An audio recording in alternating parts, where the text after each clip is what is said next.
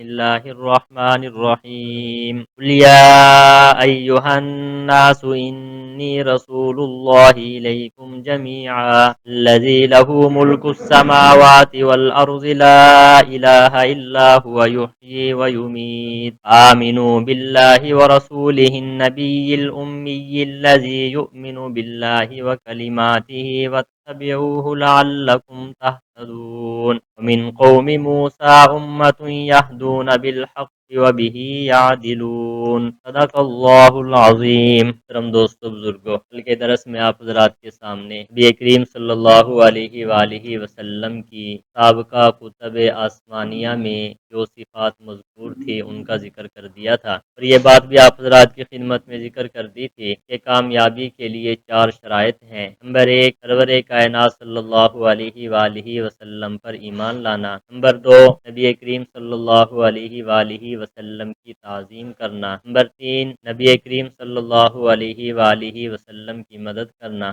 Number 4، جو نور یعنی قرآن مجید کی آیات اور احکامات سرور کائنات صلی اللہ علیہ وسلم لے کر آئے ہیں اس کی اتباع کرنا۔ جو آدمی ان 4 شرائط کو پورا کر لیتا ہے یہ کامیابی کی علامات میں سے ہیں۔ اس کا ذکر اللہ تعالیٰ نے یہ فرمایا تھا اولئک هم المفلحون، یہی لوگ کامیاب ہیں۔ آج کی جو پہلی آیت مبارکہ ہے اس کے اندر نبی کریم صلی اللہ علیہ وآلہ وسلم کی عالمگیر نبوت کا اعلان فرمایا گیا۔ پہلے ہی آپ حضرات یہ بات سمجھ لیں کہ پہلے انبیاء کرام علیہم الصلاۃ جو تشریف لائے کسی قوم کا نبی ہوتے یا کسی علاقے کے نبی ہوا کرتے یا کسی ایک قبیلے کے نبی ہوا کرتے تھے۔ یہی وجہ ہے کہ پہلے انبیاء کرام علیہم الصلاۃ کے دور میں اور انبیاء بھی موجود ہوا کرتے تھے۔ آپ حضرات نے پہلے بھی سورۃ اعراف میں 5 واقعات قوموں کے سنے ہیں، تو ہر قوم کے نبی نے یہی بات ارشاد فرمائی کہ یا قوم، اے میری قوم۔ حضرت موسیٰ علیہ السلام کا واقعہ بھی گزرا، حضرت صالح علیہ السلام کا واقعہ بھی گزرا، اسی طریقے سے دیگر انبیاء میں سے حضرت لوط علیہ السلام کا واقعہ بھی گزرا۔ تو قرآن مجید میں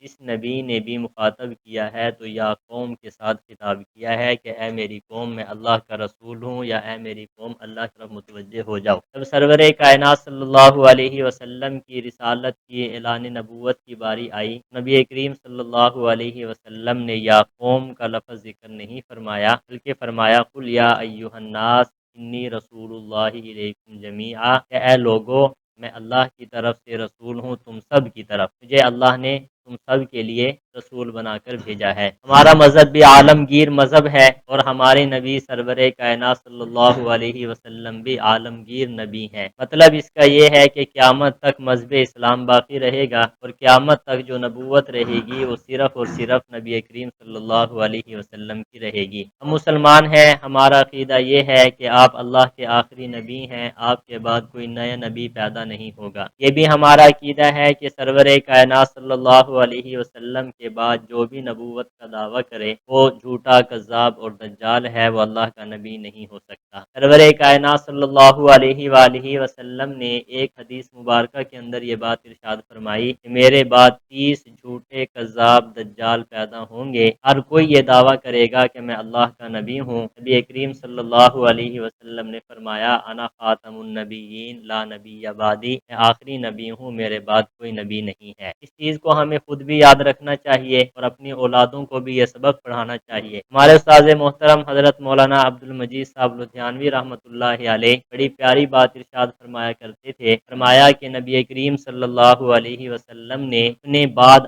آنے والے فتنوں کو ایک جملے کے اندر ختم فرما دیا۔ وہ جملہ کیا ہے؟ انا خاتم النبیین لا نبی بعدی، کیونکہ جو آدمی بھی سرور کائنات صلی اللہ علیہ وسلم کو آخری نبی تسلیم کرتا ہے کا ایمان قرآن مجید پہ بھی ہے، کا ایمان انبیاء کرام علیہم السلام پر بھی ہے، کا ایمان اور نظریہ دیگر آسمانی کتابوں پر بھی ہے۔ اور جب ایک آدمی نعوذ باللہ عقیدہ ختم نبوت کا منکر ہو جاتا ہے، صرف اور صرف عقیدہ ختم نبوت کا منکر نہیں بلکہ صحابہ کرام کا منکر بھی ہو گیا، قرآن مجید کا منکر بھی ہو گیا، انبیاء کرام علیہم السلام کا منکر بھی ہو گیا۔ یہ باتیں ہمیں خود بھی سمجھنی چاہیے اور اپنی اولادوں کو بھی سمجھانی چاہیے۔ حضرت شیخ رحمہ اللہ فرمایا کرتے تھے کہ جیسے ہم اپنے چھوٹے بچوں کو کلمہ یاد کرواتے ہیں، اسی طریقے سے بچپن کے اندر ہمیں اپنے بچوں کو یہ حدیث بھی یاد کروا دینی چاہیے۔ سرور کائنات صلی اللہ علیہ وسلم نے فرمایا انا خاتم النبیین لا نبی بعدی۔ ہمارے نبی سرور کائنات صلی اللہ علیہ وسلم نے فرمایا کہ اللہ تعالیٰ نے مجھے 5 ایسی خصوصیات عطا فرمائی ہیں جو مجھ سے پہلے اللہ نے کسی نبی کو نہیں عطا فرمائی، وہ اگر ملی ہیں تو صرف مجھے ملی ہیں۔ ان میں سے پہلی بات یہ ہے اوتیت جوامع الکلم کہ اللہ تعالیٰ نے مجھے جامع کلمات عطا فرمائی ہیں۔ جامع کلمات کا مطلب یہ ہے کہ الفاظ تھوڑے ہوں اور ان کا معنی مطلب اور مفہوم بہت زیادہ ہو، اسے جامع کلمات کہا جاتا ہے۔ سرور کائنات صلی اللہ علیہ وسلم بڑی جامع گفتگو فرمایا کرتے تھے۔ آپ صلی اللہ علیہ وسلم نے جو بادشاہوں کی طرف خط لکھے ہیں وہ خطوط احادیث طیبہ کی کتابوں کے اندر مذکور ہیں، صحیح بخاری میں بھی ہیں، مسلم شریف میں بھی ہیں، دیگر احادیث کی کتابوں کے اندر بھی وہ خط موجود ہیں جو آپ نے بادشاہوں کی طرف لکھے ہیں۔ مختصر الفاظ کے اندر سرور کائنات صلی اللہ علیہ وسلم نے سب کچھ بیان فرما دیا۔ یہ خصوصیات میں سے اللہ تعالیٰ نے خاص خصوصیت کس کو عطا فرمائی؟ سرور کائنات صلی اللہ علیہ وسلم کو۔ دوسرے نمبر پہ فرمایا کہ اللہ رب العزت نے وَنُصِرْتُ بِالرُّعْبِ، اللہ تعالیٰ نے میری مدد فرمائی ہے رعب کے ذریعے۔ دیکھو سرور کائنات صلی اللہ علیہ وسلم کی آپ سیرت پڑھیں تو آپ کی سیرت طیبہ کے اندر، آپ کے واقعات میں، آپ کی زندگی کے اندر یہ واقعات آپ کو ملیں گے۔ سرور کائنات صلی اللہ علیہ وسلم کے گھر میں 3 دن تک چولہا نہیں جلا کرتا تھا۔ خود امی عائشہ صدیقہ رضی اللہ تعالیٰ عنہ فرماتی ہیں کہ 3 دن ایسے گزر جایا کرتے تھے کہ ہمارے گھر کے اندر چولہا یعنی آگ نہیں جلا کرتی تھی۔ یہاں پہ آپ حضرات ایک بات یہ بھی یاد رکھ لیں، نبی کریم صلی اللہ علیہ وآلہ وسلم کا جو فاقہ تھا یہ اختیاری تھا، اضطراری نہیں تھا۔ اختیاری اور اضطراری میں فرق ہوا کرتا ہے۔ کیا مطلب؟ سرور کائنات صلی اللہ علیہ وسلم پر جو مال آتا تو آپ اس کو رات ہونے سے پہلے تقسیم فرما دیا کرتے تھے۔ تو یہ کیا ہے بھائی؟ اختیاری، یعنی آپ اپنی مرضی کے ساتھ فاقہ ہوا کرتا تھا، نہ کہ اضطراری۔ ایسا نہیں ہوا کہ کچھ بھی آپ کے پاس موجود نہیں تھا اس وجہ سے آپ کو فاقے کی نوبت آئی، ایسی بات نہیں تھی، بلکہ سرور کائنات صلی اللہ علیہ وسلم کے پاس جو بھی مال آیا کرتا تھا نبی کریم صلی اللہ علیہ وسلم اس کو تقسیم فرما دیا کرتے تھے۔ بہرحال اتنا کچھ ہونے کے باوجود بھی نبی کریم صلی اللہ علیہ وسلم نے فرمایا کہ اللہ رب العزت نے میرا رعب اور دبدبہ میرے دشمن کے دل میں پیدا فرما دیا۔ میرا دشمن ابھی 1 مہینے کی مسافت دور ہوتا ہے لیکن اس کے دل کے اندر میرا خوف اور دبدبہ ہوتا ہے۔ کہ خاص طور پہ اللہ نے خصوصیت عطا فرمائی کس کو بھائی؟ نبی کریم صلی اللہ علیہ وسلم کو۔ آگے ارشاد فرمایا نمبر 3 وَجُعِلَتْ لِيَ الْأَرْضُ مَسْجِدًا وَطُهُورًا، اللہ رب العزت نے روئے زمین کو میرے لیے مسجد بنا دیا اور روئے زمین کو میرے لیے پاکی کا ذریعہ بنا دیا۔ اب پہلی جو امتیں تھیں، پہلے انبیاء تھے، ان کی شریعتوں کے اندر یہ احکامات تھے، جیسے ابھی پہلے بھی ذکر کیا ہے کہ جب ان کی عبادت کا وقت ہوتا تو انہیں حکم دیا جاتا کہ مسجد بناؤ پھر نماز پڑھو۔ اگر مسجد بنانے کی گنجائش نہیں ہے تو نماز کو کیا کرو بھائی؟ قضا کرو یا کسی مسجد کے اندر جاؤ۔ لیکن سرور کائنات صلی اللہ علیہ وسلم کو یہ آسانی دی گئی کہ آپ کے لیے اور آپ کی امت کے لیے جہاں کہیں بھی نماز کا وقت ہو بس پاکی حاصل کرو اور کیا ہے نماز ادا کر لو۔ دوسری شریعتوں کے اندر یہ بات تھی کہ ان کے لیے پاکی صرف پانی کے ذریعے ہوا کرتی تھی۔ جب بے وضو ہو گئے تو وضو یعنی کس کے ساتھ ہوتا تھا؟ پانی کے ذریعے۔ پانی کے علاوہ پاکی حاصل کرنے کا کوئی طریقہ ہی نہیں تھا۔ اللہ رب العزت نے نبی کریم صلی اللہ علیہ وسلم کو یہ خصوصیت عطا فرمائی جب کہیں پانی موجود نہیں ہے، پانی موجود ہے لیکن استعمال کرنے پہ انسان قادر نہیں ہے، فرمایا کہ کیا کرو بھائی؟ پاک مٹی سے تیمم کرو اور نماز کو ادا کر لو، عبادت کر لو۔ یہ خصوصیات کس کو عطا فرمائی گئی؟ سرور کائنات صلی اللہ علیہ وسلم کو۔ چوتھے نمبر پہ فرمایا وَأُرْسِلْتُ إِلَى الْخَلْقِ كَافَّةً، سرور کائنات صلی اللہ علیہ وسلم فرماتے ہیں کہ اللہ رب العزت نے مجھے تمام لوگوں کی طرف نبی بنا کر بھیجا، یعنی آپ کی جو نبوت ہے وہ تمام کی طرف ہے، چاہے جنات ہوں چاہے انسان ہو، قیامت تک آنے والا جو ایک فرد بھی ہے اس وقت تک نبی کریم صلی اللہ علیہ وسلم اللہ کے نبی ہیں۔ آپ کو جو نبوت اور رسالت عطا فرمائی گئی ہے وہ الی الخلق کافہ، تمام مخلوقات کی طرف آپ کو نبی بنا کر بھیجا گیا۔ اور پانچویں بات جو ارشاد فرمائی وہ یہ ہے، فرمایا کہ وَخُتِمَ بِالنَّبِيُّونَ، اللہ رب العزت نے جو مجھے ایک خصوصیت عطا فرمائی، وہ یہ ہے کہ میرے ذریعے اللہ رب العزت نے نبوت کے دروازے کو بند فرما دیا، یعنی میں آخری نبی ہوں، میرے ذریعے اللہ تعالیٰ نے نبوت کے دروازے کو کیا فرما دیا؟ بند فرما دیا۔ دوستو، دنیا کے اندر بہت سارے فتنے پیدا ہوئے، لیکن سب سے بڑا جو فتنہ ہے وہ قادیانیت کا فتنہ ہے۔ یہ بات آپ ذہن میں بٹھا کے جائیں، بہت فتنے پیدا ہوئے، سب سے بڑا جو فتنہ ہے وہ منکرین ختم نبوت کا فتنہ ہے، اور یہ فتنے جو ہے سرور کائنات صلی اللہ علیہ وسلم کی زندگی کے آخری دور کے اندر پیدا ہونا شروع ہو گئے تھے۔ سب سے پہلا جو عقیدہ ختم نبوت کا انکار کیا اور جھوٹی نبوت کا دعویٰ کیا وہ کون تھا؟ مسیلمہ کذاب۔ اس نے نبی کریم صلی اللہ علیہ وسلم کے دور کے اندر نبوت کا دعویٰ کیا، لیکن سرور کائنات صلی اللہ علیہ وسلم نے اس کے خلاف ایک لشکر بھیجا اور اس کے خلاف جہاد ہوا، اللہ رب العزت نے صحابہ اکرام رضوان اللہ تعالی علیہم اجمعین کو فتح دی۔ اب یہاں پہ ایک بات یاد رکھیں، جتنی بھی ہمیں قربانی دینی پڑ جائے لیکن عقیدہ ختم نبوت کا تحفظ ضروری ہے۔ ایک صحابی ہیں، ان کا نام ہے حضرت حبیب بن زید رضی اللہ تعالیٰ عنہ، فرماتے ہیں کہ وہ مسیلمہ کے پاس گیا اور مسیلمہ نے اسے پوچھا کہ کیا تو محمد کو اللہ کا نبی تسلیم کرتا ہے؟ اس نے کہا ہے، محمد صلی اللہ علیہ وسلم اللہ رب العزت کے نبی ہیں، میرے رسول ہیں، پیغمبر ہیں۔ اب وہ مسیلمہ کہتا ہے اس کو، حضرت حبیب بن زید رضی اللہ تعالیٰ عنہ کو، کیا تو مجھے نبی مانتا ہے؟ حضرت حبیب بن زید کہتے ہیں کہ یہ بات سننے سے میرے کان بہرے ہیں، میں یہ بات نہیں سنتا۔ میں کہا یہ بات نہیں سنتا۔ مسلمہ کو غصہ آیا، کہتا ہے کہ جب محمد کی بات کرتا ہوں تو کہتا ہے وہ اللہ کا رسول ہے اور میں اس پر ایمان لے کر آیا ہوں، اور جب میں کہتا ہوں کہ میں اللہ کا رسول ہوں یا نہیں ہوں تو کیا کہتا ہے؟ میں بہرا ہو جاتا ہوں۔ پھر کیا ہے؟ حکم دیا، ایک شخص اٹھا، اس نے تلوار نکالی اور حضرت حبیب بن زید کا ایک بازو کاٹ دیا۔ پھر کہنے لگا کہ بتا محمد اللہ کے رسول ہیں؟ حضرت حبیب بن زید کہتے ہیں ہاں محمد اللہ کے رسول ہیں۔ پھر پوچھتا ہے کہ بتا میں اللہ کا رسول ہوں؟ حضرت حبیب بن زید کہتے ہیں میں یہ بات سننے سے بہرا ہوں، یہ بات میں سننے کے لیے تیار ہی نہیں ہوں۔ پھر تلوار نکالی اور دوسرا بازو کاٹ دیا۔ پھر پوچھنے لگا بتا محمد اللہ کے رسول ہیں؟ حضرت فرمانے لگے کہ ہاں محمد اللہ کے رسول ہیں، میرا اس بات پہ ایمان اور عقیدہ ہے۔ پھر کہنے لگا کہ بتا میں اللہ کا رسول ہوں؟ حضرت نے فرمایا کہ میرے کان جو ہے اس بات سے سننے سے کیا ہے بھائی؟ بہرے ہیں۔ علماء نے لکھا ہے کہ تلوار کے ساتھ بوٹی بوٹی کر دی حضرت حبیب بن زید انصاری رضی اللہ تعالیٰ عنہ کی، لیکن حضرت نے فرمایا کہ میں یہ بات سننے کے لیے بالکل تیار نہیں ہوں۔ یہاں سے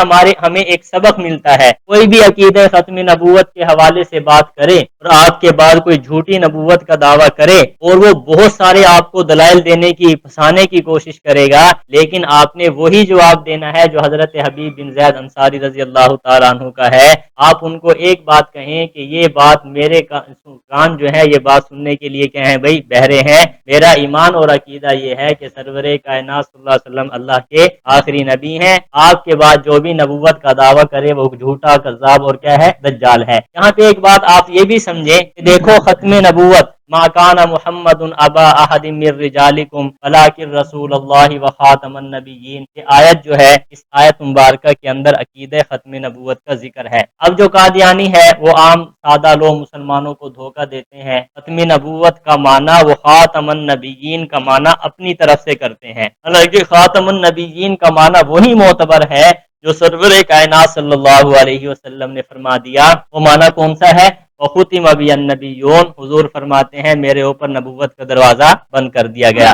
تو اللہ رب العزت نے ان آیات مبارکہ کے اندر آپ صلی اللہ علیہ وسلم کی ختم نبوت کی طرف کیا فرمایا بھائی؟ اشارہ فرمایا۔ اور یہ آیت مبارکہ کے اندر ایک اور عجیب بات ہے، ایک مرتبہ صحیح بخاری شریف کی روایت ہے، حضرت ابوبکر و عمر رضی اللہ تعالیٰ عنہ دونوں کا آپس میں تھوڑا سا اختلاف ہو گیا، کوئی بات کی حضرت ابوبکر نے، پھر حضرت عمر نے فرمائی، آپس میں ذرا بات کیا ہو گئی بھائی؟ تیز ہو گئی۔ اتفاق ایسے ہوا کہ غلطی کس کی تھی؟ حضرت ابوبکر صدیق رضی اللہ تعالیٰ عنہ کی۔ حضرت عمر فاروق رضی اللہ تعالیٰ عنہ ناراض ہو گئے اور گھر چلے گئے۔ حضرت ابوبکر کو فکر لاحق ہوئی کہ غلطی میری ہے، مجھے عمر کو کیا ہے؟ منانا چاہیے۔ اب پیچھے پیچھے تشریف لے گئے حضرت عمر کے اور حضرت عمر کو کہنے لگے کہ مجھ سے غلطی ہو گئی، لہٰذا آپ حضرت عمر رضی اللہ تعالیٰ عنہ نے گھر میں داخل ہو کر کنڈی لگا لی۔ حضرت ابوبکر صدیق رضی اللہ تعالیٰ عنہ آپ صلی اللہ علیہ وسلم کی مجلس میں آ گئے اور حضرت عمر کو خیال آیا کہ مجھ سے غلطی ہو گئی، میں نے معاف کر دینا چاہیے تھا، مل لینا چاہیے تھا۔ حضرت ابوبکر جو میرے گھر تشریف لائے تو حضرت عمر بعد میں سرور کائنات صلی اللہ علیہ وسلم کی مجلس میں آ گئے۔ جب آئے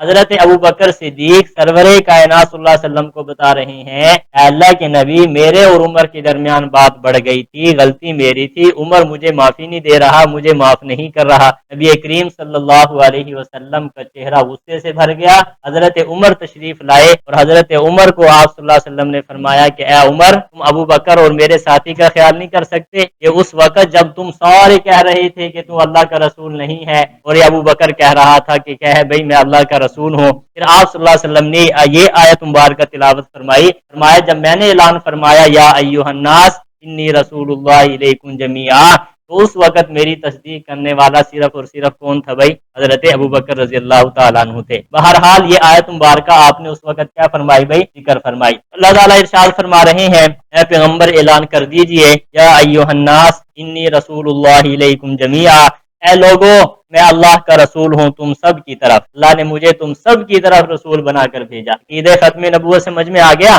اپنی اولادوں کو سمجھائیں گے اور اس پہ مضبوط رہنا انشاءاللہ۔ آگے فرمایا الذی لہ ملک السماوات والارض، ایسے اللہ کا جس کے لیے بادشاہت ہے آسمانوں اور زمینوں کی۔ میں اللہ کا رسول ہوں اور اس ذات کا رسول ہوں جو زمین و آسمان کا بادشاہ ہے، جو زمین و آسمان کا بادشاہ ہے۔ فرمایا لا الہ الا هو یحیی و یمیت، کوئی معبود نہیں مگر وہی زندہ کرتا ہے اور وہی موت دیتا ہے۔ میں اس ذات کی طرف سے رسول بنا کر بھیجا گیا ہوں، بادشاہ زمین و آسمان کا بھی وہی ہے، اور زندگی موت بھی کس کے اختیار میں ہے بھائی؟ اسی کے اختیار میں ہے۔ آمنوا باللہ ورسولہ النبی الامی الذی، بس تم ایمان لے آؤ اللہ پر اور اس کے رسول پر جو نبی ہے، امی ہے۔ تم ایمان لے کر آ جاؤ اللہ پر بھی اور اللہ کے رسول پر جو نبی ہے اور کیا ہے بھائی؟ امی ہے۔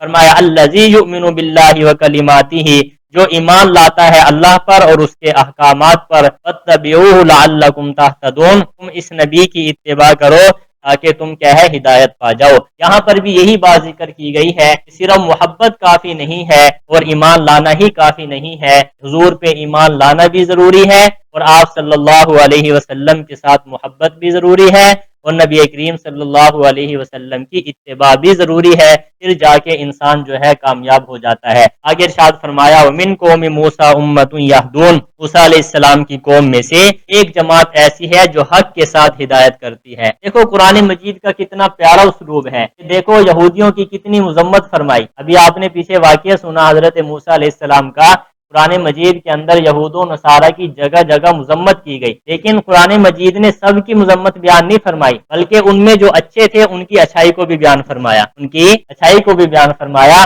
امام ابن جریر طبری رحمۃ اللہ علیہ نے اور علامہ ابن کثیر رحمۃ اللہ علیہ نے اس آیت کے تحت ایک حکایت اور واقعہ بیان فرمایا ہے۔ فرمایا نبی کریم صلی اللہ علیہ وسلم کے تشریف لانے سے پہلے یہود بھی موجود تھے، نصارہ بھی موجود تھے۔ فرمایا یہود میں سے ایک جماعت ایسی تھی جو اس وقت کے دین حق پر قائم تھی، یعنی جو تورات کے احکامات تھے ان پر کیا تھی بھائی؟ قائم۔ اور ایک جماعت ایسی تھی جو جنہوں نے اس دین حق کو کیا کر دیا؟ بگاڑ دیا، اپنی طرف سے اس کے اندر احکامات کو نازل اپنی طرف سے احکامات اس کے اندر پیدا فرما دیے، لکھ لیے، اپنی طرف سے اس کے اندر اضافے کر دیے۔ اب یہ جو ایک قوم جو یہود کی وہ تھی جو حق پر قائم تھی، انہوں نے اللہ رب العزت سے دعا کی کہ یا اللہ ہمیں ان لوگوں سے دور فرما دے تاکہ ہم صحیح طریقے سے دین پر عمل کرنے والے بن جائیں، تاکہ ہم ان سے کیا ہو جائیں بھائی؟ دور ہو جائیں۔ یہ دعا جب اس قوم نے کی جو صحیح دین حق پر قائم تھی، تو ابن کثیر کے اندر لکھا ہے کہ اللہ رب العزت نے اس دوسری یہودی قوم اور ان کے درمیان 150 سال کی مسافت دوری پیدا فرما دی، یعنی اس قوم کو ایسی جگہ بھیج دیا جہاں پر یہ رہ کر اپنے احکامات پر عمل کرتے تھے۔ اتفاق ایسے ہوا کہ نبی کریم صلی اللہ علیہ وسلم کی بعثت ہوئی، آپ اللہ کے نبی بنے۔ اللہ رب العزت کے پیارے نبی نے اعلان فرمایا کہ میں اللہ کا نبی ہوں۔ جب اعلان فرمایا اور معراج کا موقع آ گیا، حضرت جبریل امین کو اللہ نے حکم دیا، حضرت جبریل امین نبی کریم صلی اللہ علیہ وسلم کو اس قوم کی طرف لے کر تشریف لے گئے، یعنی سفر کے اندر، معراج والے سفر کے اندر اس قوم کے ساتھ بھی ملاقات ہوئی۔ جب ملاقات ہوئی تو نبی کریم صلی اللہ علیہ وسلم نے ان کے سامنے قرآن مجید کی آیات کو بیان فرمایا۔ جب آپ نے قرآن مجید کی آیات کی تلاوت فرمائی تو وہ لوگ سرور کائنات صلی اللہ علیہ وسلم پر ایمان لے کر آ گئے۔ اسی قوم کا ذکر اس آیت مبارکہ کے اندر کیا جا رہا ہے۔ پھر وہاں پہ 4 سوالات ہوئے، نبی کریم صلی اللہ اللہ علیہ وسلم نے پہلا سوال، یعنی جب وہ ایمان لائے تو آپ صلی اللہ علیہ وسلم نے پہلا سوال یہ کیا کہ تمہارا پیمانہ کیا ہے اور تم کھاتے پیتے کیسے ہو؟ یعنی وہ الگ قوم تھی، بالکل الگ رہتے تھے، تو وہ لوگ کہنے لگے کہ ہم کاشتکاری کرتے ہیں، جو فصل پیدا ہو جاتی ہے تو سارے جتنے ہم یہاں پہ لوگ ہیں ہم اپنی فصل کو ایک جگہ لا کے اکٹھا کر دیتے ہیں، پھر جس کو جتنی ضرورت ہوتی ہے وہ نکال لیتا ہے اور کھا لیتا ہے، پیمانے کی ضرورت ہی نہیں پڑتی۔ سرور کائنات صلی اللہ علیہ وسلم نے دوسرا سوال ان سے یہ کیا کہ یہ بتاؤ کیا تم میں سے کوئی جھوٹ بھی بولتا ہے؟ ظاہر ہے جب غلہ ایک جگہ موجود ہو، یہ بھی تو ہو سکتا ہے نا کوئی زیادہ نکال لے کوئی تھوڑا نکال لے۔ نبی کریم صلی اللہ علیہ وسلم نے پوچھا کیا تم میں سے کوئی جھوٹ بھی بولتا ہے؟ نبی کریم صلی اللہ علیہ وسلم کو انہوں نے جواب دیا کہ اللہ کے نبی، ہم میں سے جو بھی جھوٹ بولتا ہے تو ایک آگ آتی ہے اور اس کو مار دیتی ہے، وہ آگ میں جل جاتا ہے، جو بھی جھوٹ بولنے کی کوشش کرتا ہے آگ آ کر اس کو جلا دیتی ہے۔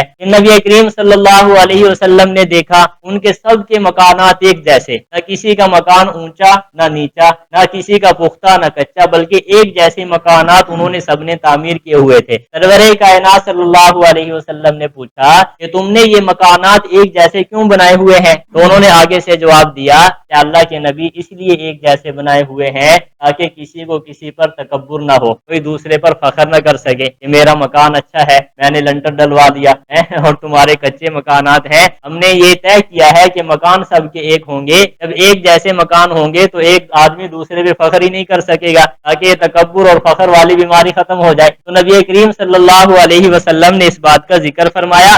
پھر ایک اور چیز دیکھی کہ انہوں نے اپنے گھروں کے سامنے قبریں بنائی ہوئی تھی۔ نبی کریم صلی اللہ علیہ وسلم نے پوچھا کہ تم نے گھروں کے سامنے یہ قبریں کیوں بنائی ہوئی ہیں؟ فرمایا اس لیے بنائی ہوئی ہیں تاکہ جب ہم گھر سے نکلیں تو ہمیں اپنی موت یاد رہے، اپنی آخرت یاد رہے، ہم دیکھتے رہیں گے اور آخرت کی تیاری میں لگے رہیں گے۔ ہر حال یہ واقعہ علامہ ابن جریر طبری رحمہ اللہ نے بھی ذکر فرمایا ہے، علامہ ابن کثیر رحمۃ اللہ علیہ نے بھی ذکر فرمایا ہے کہ ایک جماعت ایسی تھی جو حق پر قائم تھی، وہ جماعت بھی ہو سکتی ہے، یا ہر وہ فرد جو حق پر قائم تھا وہ بھی اس سے مراد ہو سکتا ہے۔ ارشاد فرمایا وَمِن قَوْمِ مُوسَىٰ أُمَّةٌ يَهْدُونَ، موسیٰ علیہ السلام کی قوم میں سے ایک جماعت ایسی ہے جو حق کے ساتھ ہدایت کرتی ہے، وَبِهِ يَعْدِلُونَ، اور حق کے مطابق ہی انصاف کرتی ہے۔ اللہ رب العزت ہمارے درس کو قبول فرمائے، ہمیں صحیح معنوں میں دین حق کی سمجھ عطا فرمائے، پھر اس کے مطابق عمل کی توفیق عطا فرمائے۔ کل کے درس میں انشاءاللہ ذکر کریں گے کہ بنی اسرائیلیوں کے اندر 12 جماعتیں بن گئی، 12 خاندان بن گئے، ان کے حالات انشاءاللہ ذکر کریں گے۔ اللہ تعالیٰ عمل کی توفیق عطا فرمائے۔